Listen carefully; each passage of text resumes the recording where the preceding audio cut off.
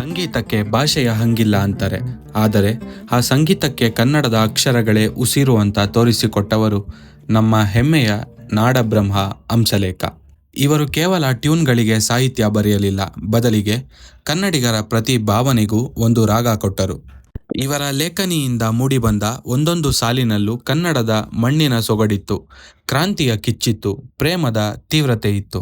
80ರ ದಶಕದಲ್ಲಿ ಚಿತ್ರರಂಗಕ್ಕೆ ಬಂದ ಹಂಸಲೇಖ ಕೇವಲ ಹಾಡುಗಳನ್ನು ಬದಲಾಯಿಸಲಿಲ್ಲ, ಇಡೀ ಚಿತ್ರರಂಗದ ಚಲನೆಯನ್ನೇ ಬದಲಾಯಿಸಿದರು. ಸೋತು ನಿಂತ ಚಿತ್ರಗಳಿಗೆ ಇವರ ಸಂಗೀತವೇ ಜೀವ ತುಂಬುತ್ತಿತ್ತು. ಅವರು ಕೇವಲ ಪ್ರೇಮಗೀತೆಗಳನ್ನು ಬರೆಯಲಿಲ್ಲ, ಪ್ರತಿಯೊಬ್ಬ ಕನ್ನಡಿಗನ ಸ್ವಾಭಿಮಾನವನ್ನು ಬಡಿದೆಬ್ಬಿಸುವ ದೇಶಭಕ್ತಿ ಗೀತೆಗಳನ್ನು ಕೊಟ್ಟರು. ತಾಯಿಯ ಮಮತೆಯನ್ನು ಅಕ್ಷರಗಳಲ್ಲಿ ಅರಳಿಸಿದರು.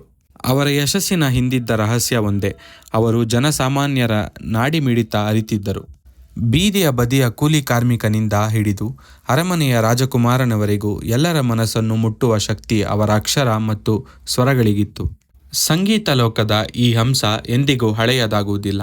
ಪರಿಸ್ಥಿತಿ ಏನೇ ಇರಲಿ, ನಮ್ಮ ರೂಟ್ಸನ್ನು ಮರೆಯಬಾರದು ಅನ್ನೋದಕ್ಕೆ ಹಂಸಲೇಖ ಅವರ ಜಾನಪದ ಸೊಗಡಿನ ಹಾಡುಗಳೇ ಸಾಕ್ಷಿ.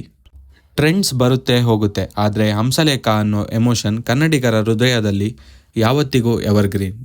ಬ್ರ್ಯಾಂಡ್ ಬದಲಾಗಬಹುದು, ಆದರೆ ಈ ನಾಡಬ್ರಹ್ಮನ ಕ್ರೇಜ್ ಎಂದಿಗೂ ಬದಲಾಗುವುದಿಲ್ಲ.